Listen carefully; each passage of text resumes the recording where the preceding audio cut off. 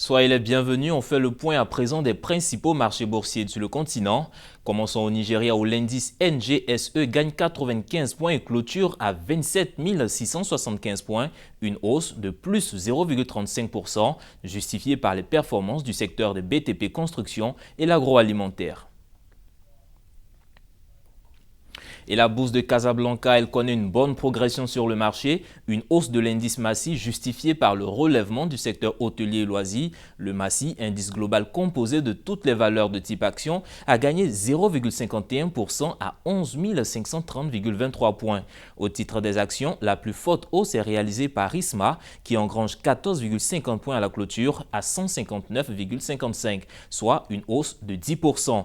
Par contre, on enregistre la plus forte baisse du côté de Stroke Industries qui perd 9,85% de sa valeur à la cloche finale. L'action est évaluée à 11,72. Et du côté de la BRVM, les deux indices phares de la BRVM, le BRVM 10 et le BRVM Composite, affichent une tendance à la hausse, une bonne nouvelle pour les investisseurs de la zone UMOA, une variation à la hausse influencée par les bonnes performances des secteurs des transports et des finances. Le BRVM 10 gagne 1,34 points, soit 0,99% et s'évalue désormais à 136,55 points à la fermeture des marchés.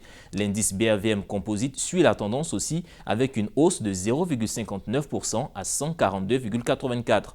L'action BOAC progresse de 7,40% et réalise la meilleure performance à 2685 francs CFA, suivi de l'action SOGC qui continue sa progression et gagne 7,24% à 1925 francs CFA. Temps difficile pour l'agroalimentaire, l'action SPHC connaît la plus forte baisse avec moins 7,45% à 1180 francs CFA. Et à la bourse de Tunis, l'index Tunindex gagne 0,59 points et termine à 7088,49 points, une hausse de plus 0,01%. Les actions AMS et Servi connaissent une hausse respectivement de 4,91% et 4,61%, les plus fortes hausses sur le marché tunisien. Et l'action Telnet perd quant à elle 3,97% de sa valeur et s'évalue à 7,97 dinars tunisiens.